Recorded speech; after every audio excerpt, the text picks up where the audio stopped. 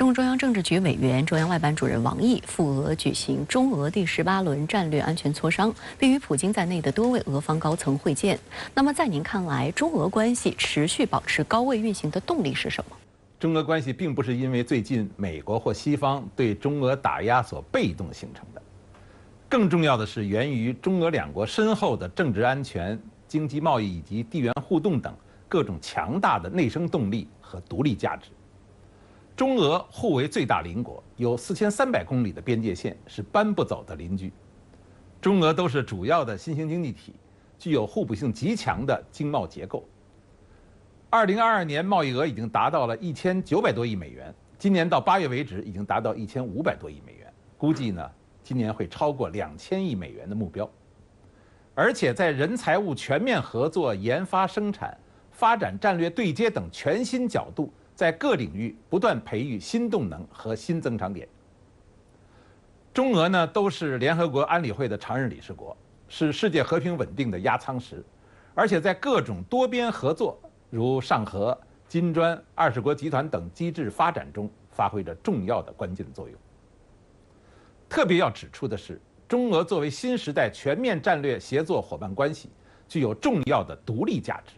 对外是坚守多边主义，推进多极化的进程，引领全球治理朝着更加公正合理的方向发展。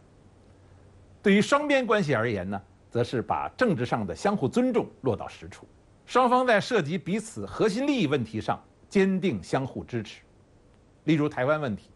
新中国成立之后，从当时的苏联到今天的俄罗斯，从来都是坚定支持中国政府的一个中国原则。即使在双边关系处于低潮的时候，当年每次联大会议讨论恢复中国在联合国席位之际，苏联代表团都是一如既往的坚定支持中国的立场，从来没有动摇过。而美国呢，即使在中美关系发展较高水平时，比如1979年建交之际，也马上就公布了所谓的对台关系法。那么今天俄美在台湾问题表现更是高低立见了，这些都凸显了中俄关系的特殊之处。而且通过苏联解体和俄罗斯曲折的发展进程，中俄关系已经日趋成熟。其实双方啊，在政治理念、意识形态、历史认知以及对今天国际形势的评估及改革之路等，包括对实业革命、乌克兰危机等等，都有或大或小的一些分歧。但两国的包容型智慧和相互尊重，在逐渐磨合中，成就了今天这样一种过去从未有过的真正平等、成熟的新型大国关系。即使今后我们还会有分歧，但也不会影响两国整体关系的不断发展。正如习近平主席所说，中俄关系具有强大内生动力和独立价值，不受国际风云变幻的影响，不受任何其他因素干扰。这是一种真正平等、成熟的新型大国关系的典范。最近中俄中美高层互动频繁，这是否意味着中美俄三国在寻求构建正确理性的相处之道？是的，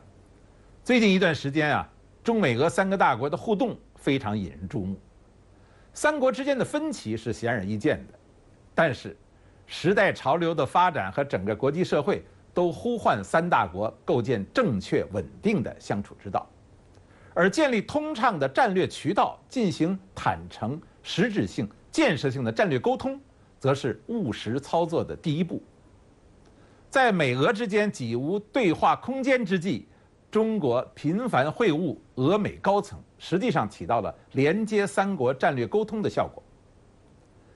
最近啊，习近平主席复信美国史迪威将军家人和飞虎队老兵等，习主席强调，回望过去，中美两国为抗击日本法西斯、争取世界和平并肩战斗，而展望未来，中美两国也完全可以相互成就，共同繁荣。中美俄三国在二次大战中曾一起浴血奋战，战胜了法西斯主义的侵略和挑战。当年我们都是好战友，今天我们面对的困难，难道比当年我们的前辈面对的敌人更险恶吗？我们当年并肩作战、流血牺牲，难道是为了今天我们的子孙后代反而要相互仇恨，甚至刀枪相见吗？当然不是。历史和现实都在不断做出这样的结论：战争没有赢家，霸权没有出路，风险高度共有，只有和平、和解、合作才是正路。中美俄早已不是过去冷战的大三角，更不是所谓新冷战的阵营对抗。我们应该以史为鉴，不忘初心，求同化异，构建正确的三边及双边相处之道。这里啊，我觉得求同化异这个概念特别重要。三国之间一定会有分歧，但正如中国不会因为美国的一些错误做法就放弃与美国合作的可能。即使在美国对中国有一些敌对的挑衅言行时，中国仍不断地强调中美合作是唯一正确选择，就是要以求同化异的精神，时代潮流的力量，争取拉美国回归到和平发展合作的正轨。同样，中国也不会因为不赞同俄罗斯的一些做法，就放弃与俄罗斯正常的、行之有效且有利于两国人民和世界和平稳定的合作事业。这就是多数西方国家在俄乌冲突后，以阵营对抗方式反而更难与俄罗斯对话的情况下，而中国仍然保持了能够对俄罗斯劝和促谈的空间以及基本的政治互信氛围的原因。展望未来，我们三个大国对世界的和平、稳定与发展负有更加重要的责任，应该也必须实现相互尊重、和平共处、合作共赢。当年我们可以捐弃前嫌，求同存异，共同浴血奋战，取得反法西斯战争的伟大胜利。今天在和平发展的时代主流引领下，我们没有理由掉进战争的泥坑。合作是中美俄关系唯一正确的选择，和解共赢是唯一努力的方向。中共中央政治局委员、中央外办主任王毅18号起赴俄举行中俄第18轮战略安全磋商，期间与俄外长拉夫罗夫举行会谈。俄总统新闻秘书佩斯科夫20号透露，普京当天将在圣彼得堡与王毅会晤。当地时间19号，王毅在莫斯科同俄罗斯联邦安全会议秘书帕特鲁舍夫共同主持中俄第18轮战略安全磋商，双方围绕深化两国战略协作广泛议题深入交换意见，加强了协调，增进了互信。王毅表示，中俄战略安全磋商机制作为两国新时代全面战略协作伙伴关系的重要组成部分，体现了中俄政治互信的深度和战略协作的广度。中方愿同俄方一道，以两国元首重要共识为根本遵循，进一步释放机制效能，为维护两国国家安全、促进世界和平稳定做出更大贡献。你刚才重申，俄罗斯将在涉及到中国的所有的核心利益问题上，包括台湾、新疆、香港、西藏等，那么坚定不移地支持中方的正当的主张。我们再次表示赞赏和感谢，这是我们中俄全面战略协作伙伴关系的应有之义。帕特鲁舍夫表示，面对国际安全形势快速变化和冲突平衡挑战，俄中不受外部影响和干扰，坚持独立自主，加强战略协作，展现了全面战略协作伙伴的独特价值。俄方高度赞赏并支持习近平主席提出的3大全球倡议，愿共同促进亚太地区乃至世界稳定和发展。中俄作为联合国安理会常任理事国，对于世界的和平与安全肩负有特殊的重要的使命的，所以加强那个战略性的协商协作，这个是中俄关系的一个成熟发展的一个标志。俄罗斯十分重视王毅此访，在中俄战略安全磋商前一天，王毅在莫斯科会见了俄罗斯外长拉夫罗夫。俄观点报援引俄外交部的说法报道称，两人的会谈是在俄中对话传统的信任和建设性的气氛中进行的。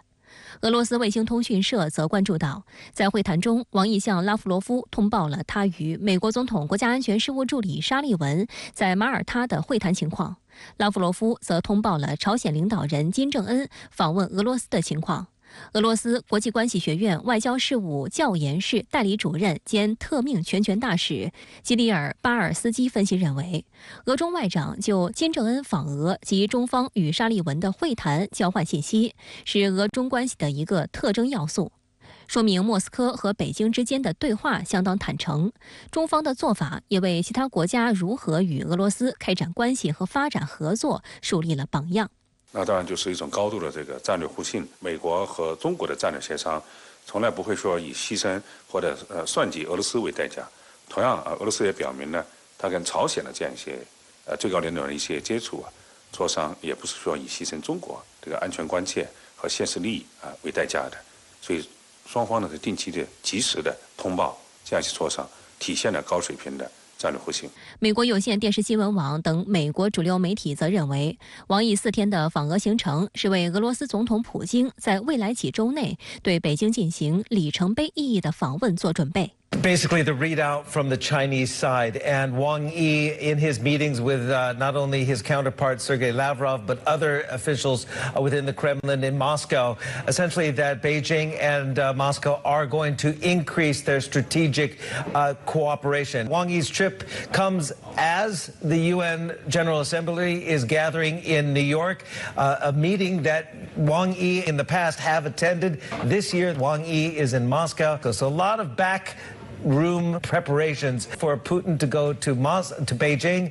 俄罗斯国际文传电讯社独家报道称，在中俄第18轮战略安全磋商期间，帕特鲁舍夫曾表示，俄方期待总统普京10月在参加“一带一路”国际合作高峰论坛期间，与中国领导人在北京举行实质性双边会谈。俄罗斯消息报指，帕特鲁舍夫是普京的亲密盟友，他的表态是俄方对普京是否以及何时访华的最直接回应。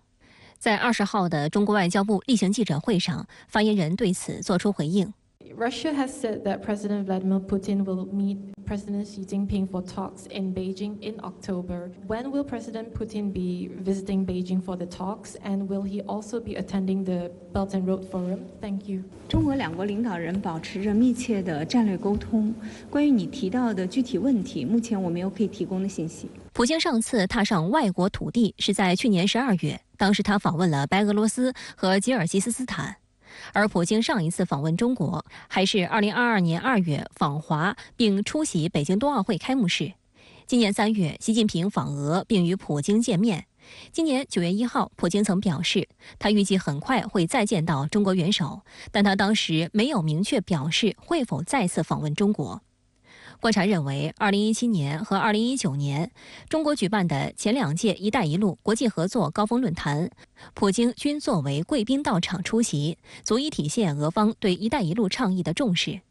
近年来，中俄双方持续推进“一带一路”，结出累累硕果，在能源、核能、航空、航天、基建等领域战略性大项目稳步推进。黑河布拉格维申斯克公路桥实现通车，俄罗斯首座跨境铁路桥同江中俄黑龙江铁路大桥铺轨贯通。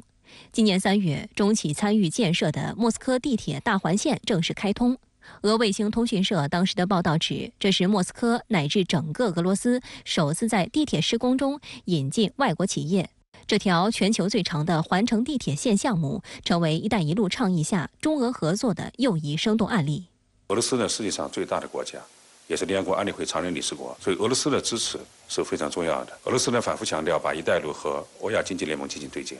尤其是丝绸之路经济带，所以体现了中国这样一种高度的战略互信，体现了这样一个中国之间愿意把各自的这个前途命运以及伟大复兴的这样一个设想进行共同的发展，推动欧亚道路的共同振兴。深圳卫视注意到，普京近期在多个公开场合高度评价俄中关系。本月12号，他在第8届东方经济论坛全体会议上表示，俄中近年来的合作达到前所未有的水平。I can only say that Russia and China have reached an unprecedented level in our relations in recent years.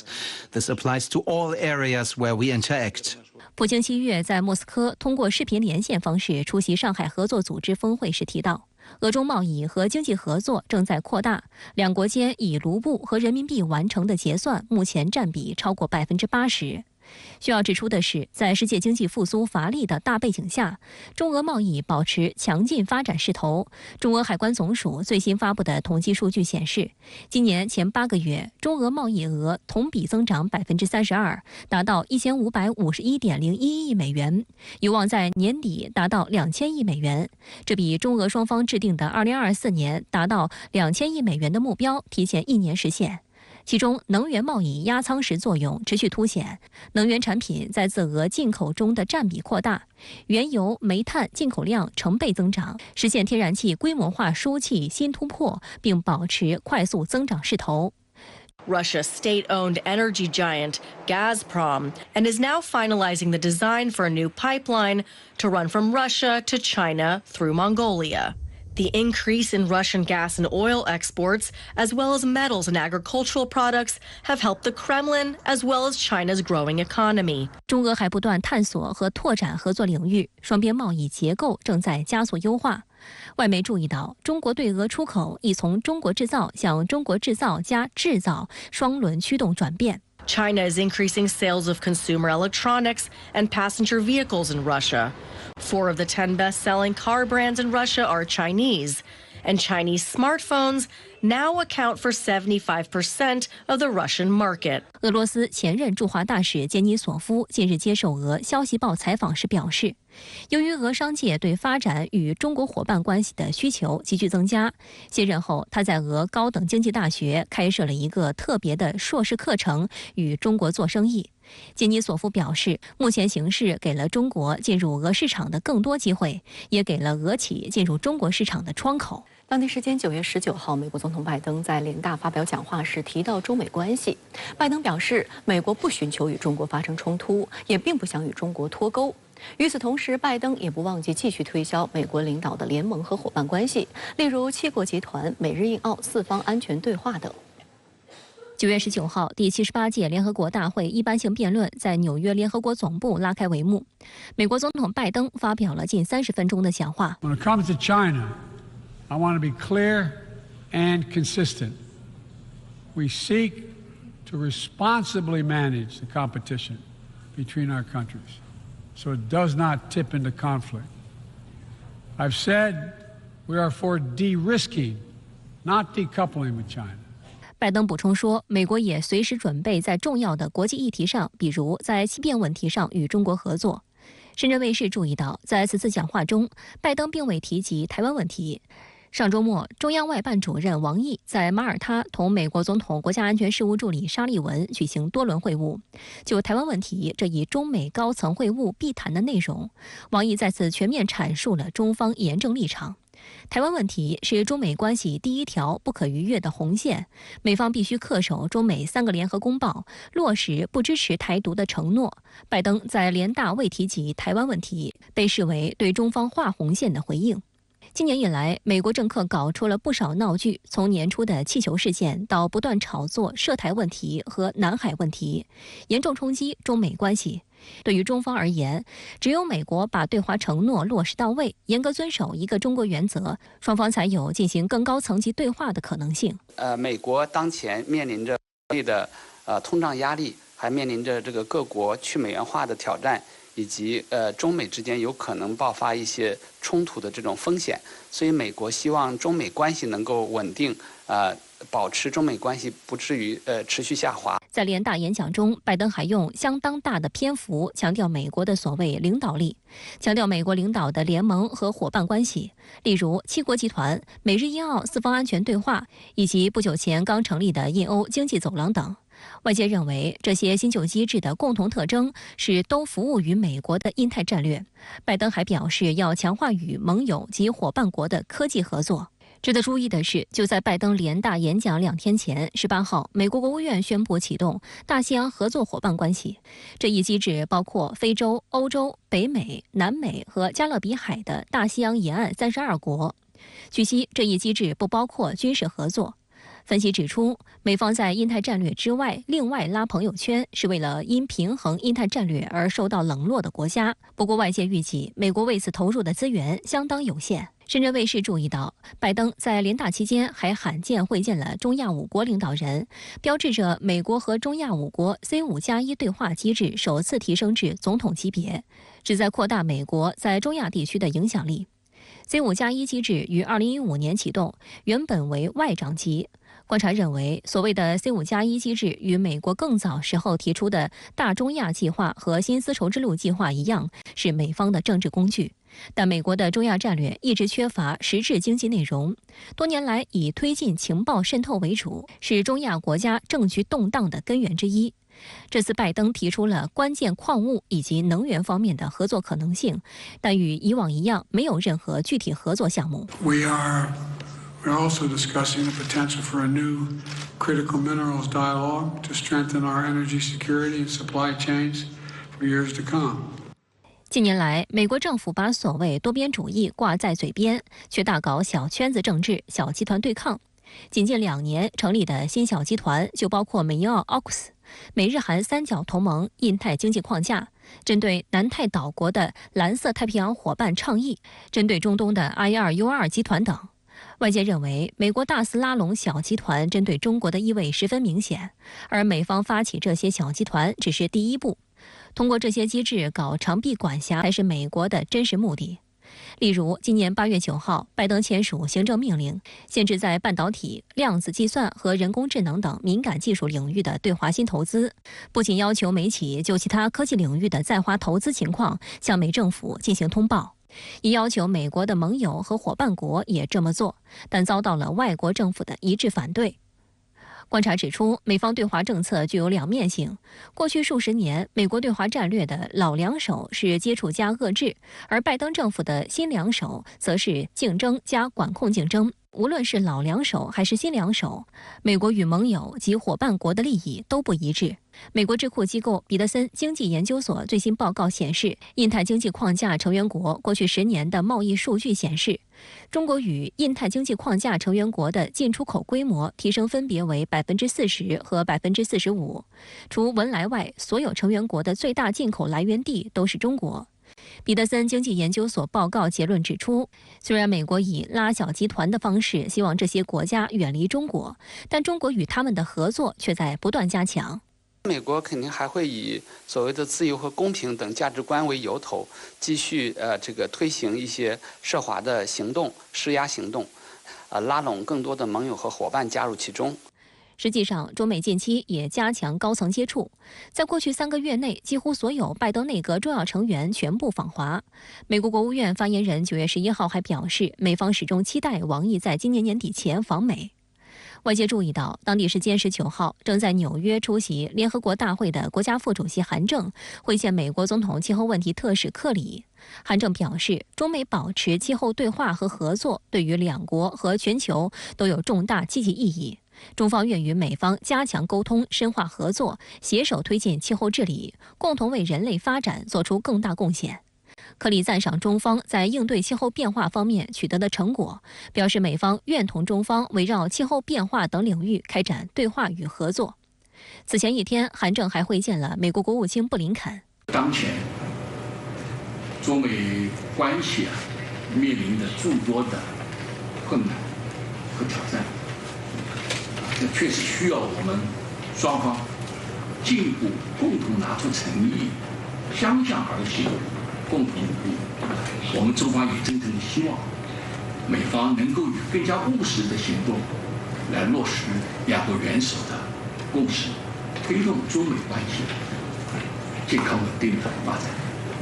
19号，外交部副部长马朝旭在纽约应约会见美国代理常务副国务卿纽兰，驻美国大使谢锋参加。马朝旭表示，稳定和改善中美关系符合两国共同利益及国际社会期待，双方应加强对话，妥处分歧，推进合作，把两国元首巴厘岛会晤达成的重要共识落到实处。纽兰表示，美方愿继续同中方加强沟通、对话与合作，负责任地管控分歧，致力于美中关系稳定发展。这种两国高层的频繁互动，使得中美两国能够在彼此关心的重要问题上，这个了解对方的态度、立场和政策以及底线。在即将举行的这个 APEC 领导人峰会这个问题上，进一步的进行评估。因为当前的美国特别的希望中国领导人能够赴美参会。欧洲现代外交网站17号刊登的一篇文章认为，中国呼吁美国遵守国际关系基本准则，在与亚洲国家的互动中采取更加合作的态度。这是在邀请美国进入一个外交新时代，美国应该听从这一呼声。文章指出，在当今互联互通并且多极化的世界中，外交行动变得更加复杂，霸权和冷战思维的时代已经成为过去。全球政治的未来在于合作、共同进步和共同目标。亚洲国家渴望挖掘巨大的贸易和投资潜力，而抓住这一机遇不仅有利于美国经济，也有利于整个亚洲地区的稳定和繁荣。通过在亚洲问题上采取更加合作的态度，美国有难得的机会来表明自己致力于成为具有建设性的全球伙伴。最近一段时间，美西方一些媒体政客步调一致地散布中国经济不行了等唱衰论调。面对目前内外部看空中国、唱衰中国的杂音，9月20号国新办举行的国务院政策例行吹风会上，国家发改委、财政部、工信部、中国人民银行4部委联合出面解读经济形势和政策。国家发改委副主任丛亮表示，完全有理由相信中国经济将回升向好，长期向好。唱衰中国的论调过去从来没有实现过，现在和未来也注定不会实现。国家发改委副主任丛亮介绍，随着政策组合拳效果不断显现，8月份规模以上工业增加值和社会消费品零售总额增速有所恢复，进出口降幅收窄，居民消费价格由降转涨，工业生产者出厂价格和企业利润降幅持续收窄，全国城镇调查失业率小幅回落，制造业 PMI 持续回升，经济运行中的积极因素在积累，亮点在增多，社会预期有所好转。各有关方面延续优化一批阶段性的政策，研究出台一批针对性强的新举措，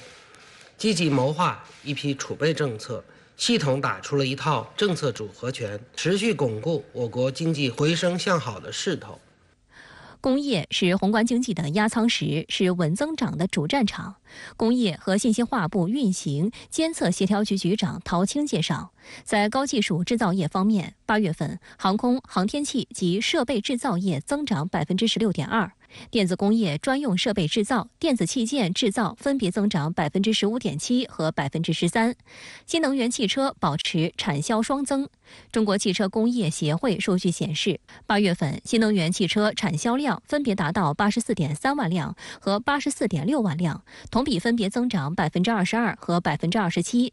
值得一提的是，今年以来，中国汽车出口量首次实现全球第一。下一步，我们将扎实推进高端装备制造业的发展，着力推进工业母机高质量发展，巩固扩大新能源汽车产业发展优势，培育工业机器人产业生态，为推进新型工业化、建设制造强国、构建现代化产业体系提供坚实支撑。值得注意的是，丛亮特别说明，当前中国经济运行中的确还存在不少困难挑战，但看中国经济发展必须贯通历史、现在和未来，看大势、看走势。回顾历史，即使面对1998年亚洲金融危机、2008年国际金融海啸巨大冲击，中国经济不仅屹立不倒，而且在应对中越来越发展壮大，不断跃上新的台阶。可以说，风雨越大，越彰显出中国经济的强大韧性。目前呢，内外部看空中国、唱衰中国的杂音也不少。我想说的是，这种论调呢，过去从来没有实现过，现在和未来也注定不会实现。在世界经济波动下行、外部环境更趋复杂严峻的背景下，我注意到部分媒体对于美西方一些媒体政客不断散布中国经济复苏乏力等唱衰论调十分关注。近期也有国内外多位学者发文驳斥这种论调。今天的发布会上，发改委表示，全球化时代，中国经济随全球经济复苏进程而波动是正常的。针对部分指标回落，国家正在密集出台措施，以增强内生动力，改善市场预期。实际上，近段时间，一些美西方媒体和政客再次开动他们强大的宣传机器，歪曲编造与中国经济相关的负面新闻，步调一致地唱衰中国。著名英国学者罗斯义近日受访时就指出，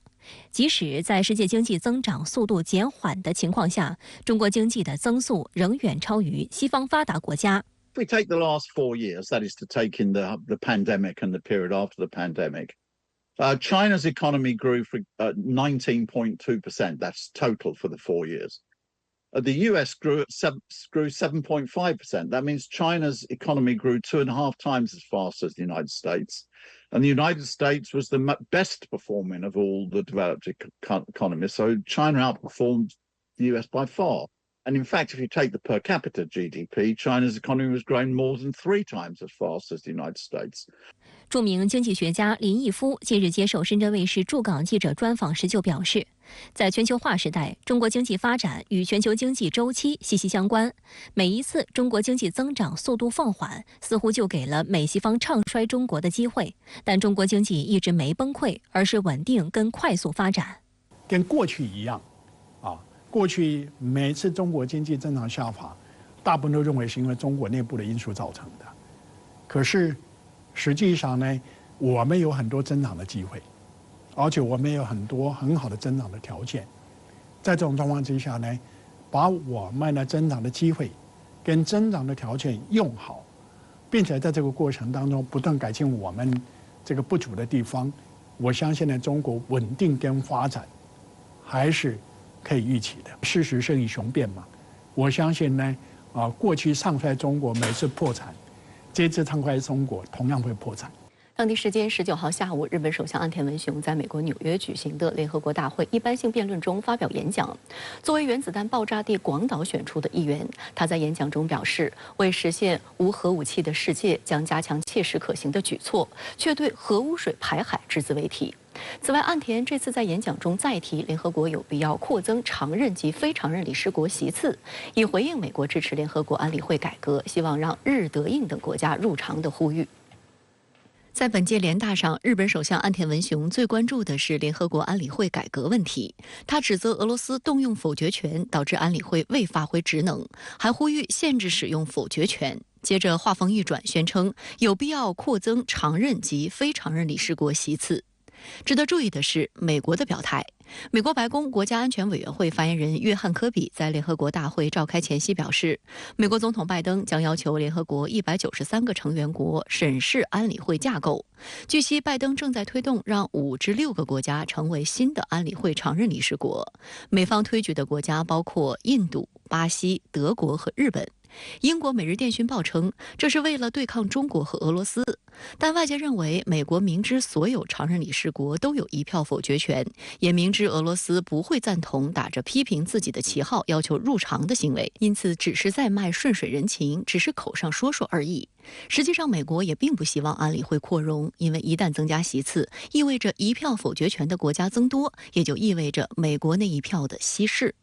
俄罗斯外交部发言人扎哈罗娃强调，增加联合国安理会中已被过度代替的西方国家的数量，不会使它更民主，也不会便于我们创造一个更公平的国际事务体系。目前，联合国安理会的常任理事国有5国具有否决权，非常任理事国有10国，任期2年，没有否决权。一个背景是，俄乌冲突爆发后，为限制俄罗斯的否决权，以美国为首的西方集团大力推动安理会改革。值得注意的是，日本政府在联大表态中针对核问题的双标。岸田一方面以该国2座城市在2战期间遭到美军核炸弹轰炸为由，要求主要大国核裁军，并继续在这一问题上指责俄罗斯，宣称要俄罗斯停止对乌克兰的核威慑。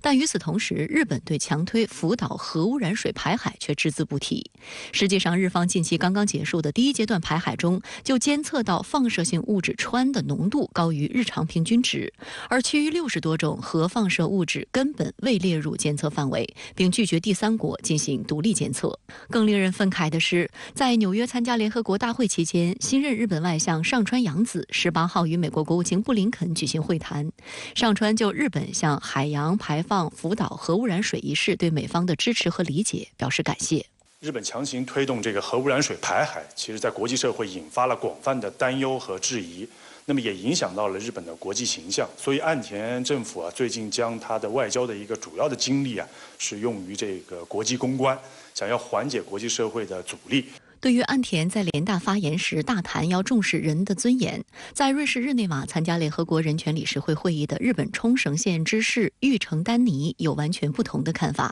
18号，玉城丹尼在会议上指责部署在冲绳的美军基地过于集中，威胁冲绳和平，反对日本政府不顾冲绳民意，强行在名护市边野古建设新的美军基地。玉城丹尼强调，增强军事力量加剧日本周边地区紧张局势令人担忧，这与冲绳县民众渴望和平的意愿相悖。据此前报道，日美制定的普天间基地搬迁计划实则是新建基地。美军普天间基地位于日本冲绳县宜野湾市，由于靠近居民区，一直备受诟病。日美政府此前同意将其搬迁至该县名护市的边野古地区。冲绳民众对此强烈反对，希望能将该基地彻底迁出冲绳。实际上，日本政府长期将琉球群岛用作军事基地，引发冲绳县当地民众的强烈抗议，得到了一些日本四岛居民的同情。面对来自美国的压力和冲绳当地的反对，日本政府它权衡利弊后它综合评估认为，冲绳当地的民意还是势单力薄，而维护美日同盟和实现日本的这个强军扩武的计划则更为重要，所以他们宁愿牺牲冲绳当地的利益，也要推进这一计划。中国国际问题研究院亚太研究所特聘研究员向浩宇还指出，日本政府这么做的根源是在美国身上，是配合美国的恶华战略。那么冲绳在地理上它是临近中国台湾，那么距离南海也不远，所以美国高度看重现在冲绳这么一个地缘战略的价值，想要通过维持在冲绳的军事存在，使冲绳能够发挥一个恶华战略前沿阵地这么一个作用。东京都世田谷区一所名为和光小学的私立小学，有着在学生到小学6年级时就会组织去一趟冲绳休学旅行的传统。今年2月，36名学生从冲绳回来后，分别给日本首相岸田文雄写了信。信中指出，原以为战争似乎是很遥远的过往之事，但事实并非如此。他们还质问岸田，如今从新闻中得知政府要增加国防开支这件事，我必须问问岸田首相，您到底在想什么？这么多人反对增加防卫经费，难道真的是为了国民的利益吗？为什么自卫队获得了在守护自己国家之外也可以实施攻击的权利了呢？收到这些信以后，岸田并没有回信。他在一次记者会上表示，一封信的回复是十分困难的事。近日，印度和加拿大两国关系急剧恶化，两国互相驱逐外交官，令国际舆论哗然。事件的起因是加拿大指责印方特工入境该国暗杀一名锡克教人士，印度坚决否认，并指控加拿大包庇恐怖分子。而好不容易重启的印加自贸协定谈判也被搁置。原定访问新德里的加拿大国际贸易部长武凤仪宣布推迟赴印行程，而同时是印度和加拿大为友好国家甚至盟友的美国的立场也变得尴尬起来。据法新社报道，加拿大总理特鲁多当地时间9月18号下午在议会反对派的紧急会议上宣布，该国政府有可信的指控，称印度特工于6月在不列颠哥伦比亚省流亡锡克教领袖哈迪普辛格尼贾尔遇害案件有关。Canada has declared its deep concerns to the top intelligence and security officials of the Indian government. Last week at the G20, I brought them personally and directly to Prime Minister Modi in no uncertain terms. Any involvement of a foreign government in the killing of a Canadian citizen on Canadian soil is an unacceptable violation of our sovereignty. 据加拿大国际广播电台报道，国安问题专家、前加拿大政府官员豪斯表示，特鲁多18号的发言令他吃了一惊，但他确认加拿大安全部门应该是掌握了极其可靠的来自多个渠道的证据，才可能让一国总理决定在众议院如此明确地提出对另一个政府的指控，并称之为可信的指控。对于特鲁多点名道姓的指控，印度外交部19号连发2则声明，宣称加方的指控荒谬、动机不良，并宣布对等驱逐一名加拿大驻印度高级外交官。据印度经济时报报道，印度外交部20号还发布了针对在加印度公民和学生的旅行警报。印度政府表示，近日在加拿大发生的反印活动、仇恨和暴力犯罪增加。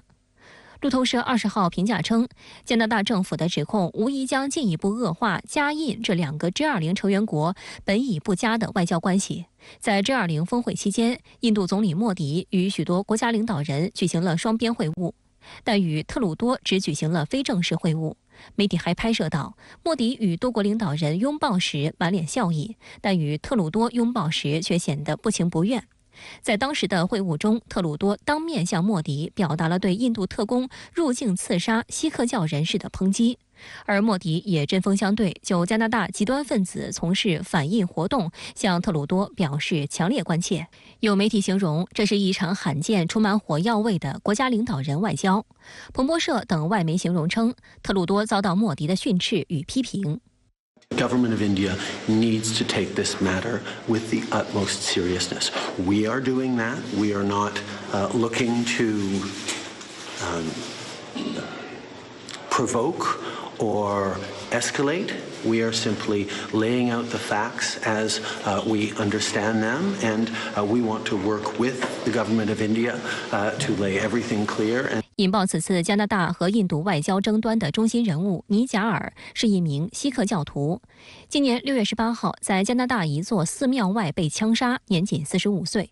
英国广播公司19号称，尼贾尔出生于印度旁遮普邦的一个村庄，1997年移居加拿大。他先是一名水管工，后来成为加拿大不列颠哥伦比亚省的知名锡克教领袖。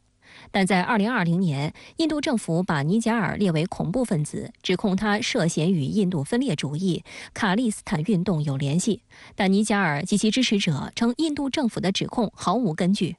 锡克教在印度属于少数宗教，历史上曾在旁遮普地区建立过独立政权，但1947年印巴分治后，旁遮普被列为印度的一个邦，激发了旨在独立建国的卡利斯坦运动。由于遭到强力镇压，转入地下及海外。海外的锡克教徒社区逐渐活跃。据2021年的人口普查，加拿大有77万人报告自己为锡克教徒，是海外最大的社群。莫迪政府上台后，大力推进支持印度教的活动，宗教矛盾激化。今年3月，甚至有示威者闯入印度驻温哥华领事馆。而由于在加拿大拥有庞大的社群，锡克教徒的政治影响力逐渐增大。2015年，特鲁多就任总理时，他的内阁中有4名锡克教成员。近几年来，加拿大境内的锡克教徒呢，应该讲不断的搞一些游行示威抗议印度国内的印度教民族主义对于锡克教徒的打压。那么印度官方其实对加拿大官方呢已经提出了若干次的交涉，只不过没有如愿。因为加拿大方面的回应是呢，他们这些人尽管说是被印度认为是恐怖分子，但在加拿大看来呢，他们和平的游行集会示威这是他们的权利。所以讲呢，加拿大和印度在这个事情上的局域呢由来已久。尽管加拿大与印度多年来在这一问题上矛盾不断，但这次事件的严重程度显著超过以往。美英法等西方国家也因此陷入道义与现实的两难处境。加拿大国际关系研究员、特鲁多总理的前顾问约瑟琳·库隆认为，加拿大这一非常严重且证据充足的指控，如果属实，将在全球范围内产生爆炸效应，印度将由此加入暗杀政治反对派的国家行列。冷战结束后，入境他国实施暗杀的案例大为减少，可以说是罕见。而美国在这起事件中的取态尤其受到外界关注。美国白宫国家安全委员会发言人艾德利安·沃森19号表示，我们对特鲁多总理提到的指控深感担忧，我们与加拿大合作伙伴保持定期联系，加拿大继续展开调查并将肇事者绳之以法是十分重要的。美国国务院一位高级官员表示，美国敦促印度配合加拿大调查。观察指出，美国的表态明显是偏心加拿大，因此此事或将对美印关系造成影响。历史上，因为指控莫迪曾暴力镇压当地的伊斯兰活动，美国政府对莫迪实施了长达12年的制裁。美国智库兰德公司分析师格罗斯曼在社交平台发文称，对美国来说，加拿大的指控可能是自2000年代初以来对美印伙伴关系的最大考验。因为加拿大是美国亲密盟友，而一直以来，美国竭尽全力想让印度站在自己一边，以对抗中国。加拿大《环球邮报》称，目前很难确定美国等其他加拿大盟友是否会追究印度的责任。一方面，情报机构掌握的可信指控与警方为审判收集的证据不同。该报认为，另一方面，在大力推进印太战略之际，美国和欧洲国家不会乐于与另一个大国印度发生冲突。可以合理的推测美国为首的一些国家拉印之华，那是希望印度膨胀，把矛头对向中国。很可惜，这次印度的矛头先对向了以美国为首的西方阵营中的一个重要成员加拿大。所以从这个意义上讲，美国拉印之华的印太战略能在多大程度上见效，可能印度也未必如美国希望那么配合。相关话题来连线特约评论员陈斌。陈先生您好。加拿大严重指控印度政府卷入锡克族宗教领袖谋杀案，双方相互驱逐外交官，这究竟是怎么一回事呢？主持人好。没错，加拿大对印度的指控非常严重，而印度呢拒绝指控，说加拿大政府非常的荒谬。接下来冲突升级，几个小时之内，双方呢各自驱逐了一名对方的外交官，引爆了举世关注的外交冲突。事情呢是这样的，今年6月份，加拿大的锡克教领袖哈迪普被枪杀，加拿大总理特鲁多呢指控是印度政府幕后策划的，因为哈迪普2020年就被印度列为恐怖分子。并且呢，因涉嫌共谋杀被印度当局通缉。哈迪普主张锡克族呢应当从印度独立出来，建立哈里斯坦国。1997年呢就到了加拿大。哈迪普被杀以后，加拿大呢一直是怀疑这个印度特工干的。前不久呢，特鲁多参加印度举行的 G20峰会，印度总理当面警告加拿大，对加拿大的锡克教分裂主义分子深表关切，并且指责加拿大政府对锡克教给予财政援助。现在呢，特鲁多再次发表声明，直指这件事极其严重，要求印度政府严肃对待。如果加拿大能够拿出足够的证据，那么印度呢可能会被列入暗杀政治反对派的国家行列，给印度的国誉带来严重的危害。于是呢，这个印度是坚决的反击，认为加拿大的指控荒谬且居心叵测，并进一步指责特鲁多政府没能将锡克教恐怖分子和极端分子采取行动。加拿大呢驱逐了一名印度的高级情报官，印度驱逐了一名加拿大高级外交官，印加关系自然变得非常紧张。这呢也引发了美国和其他西方国家的严重关切，他们呢都在维护与印度的战略合作和保证国民在本土不被政治谋杀之间做出选择。同样，印度呢也被放在大火上烧烤，究竟是一个可以合作的所谓最大民主国家，还是一个在他国领土上敢于展开谋杀行动的流氓国家？印度呀，近2年来是成为西方国家争取合作的对象。加拿大和印度的战略合作协议呢签署不到1年，而这一外交风波发生以后，加拿大暂停了印加自由贸易协定的谈判。很显然，这件事处理不好，印度呢面临在瞬间信誉扫地、鸡飞胆大的危机，甚至有可能影响到美国的所谓印太战略。加拿大指控印度谋杀了锡克教宗教领袖，那为什么一些印度网民却对此事表现出一种又怒又喜的情感呢？要理解这种情绪，就要追溯加拿大和印度的锡克之怨。这个印度网民呢，一方面对于加拿大政府指控印度跨国杀人很愤怒，认为这是诬陷；另外一方面呢，他们也认为那位头目该杀是恐怖分子和分裂主义头目。还有印度网民认为，要真的是印度特工干的，那才叫厉害。那么在印度看来呢，加拿大就是最大的锡克教分离主义者的窝藏据点，是印度之外世界上最大的锡克教社区，有77万加拿大人自称是锡克教徒，占据全国人口的2%。到了21世纪，锡克人在加拿大政坛是异军突起，锡克语呢成了加拿大政坛的第3大语言。